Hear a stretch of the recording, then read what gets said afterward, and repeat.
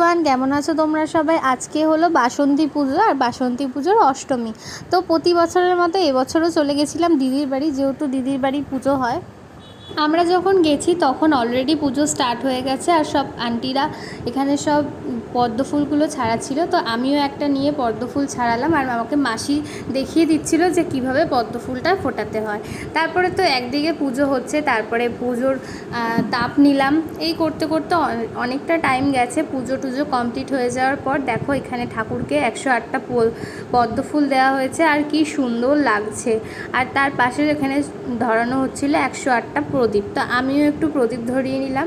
অষ্টমী আর নবমী পুজো প্রায় একই দিনে হয়েছিল। তো তার প্রথমে অষ্টমী পুজো সব কিছু কমপ্লিট হয়ে যাওয়ার পর তারপরে নবমী পুজো শুরু হয়েছিল। আর এখানে তো প্রদীপ ধরিয়ে নিচ্ছি, তারপরে ঠাকুরকে প্রসাদ দেওয়া হয়েছিল। তারপরে ভোগে এই প্রসাদটাই আমরা খেয়েছিলাম। ঠাকুরের ভোগ তো মানেই অসাধারণ। তারপরে দুপুরের দিকে পুজো টুজো শেষ হয়ে যাওয়ার পর শুরু হলো বৃষ্টি।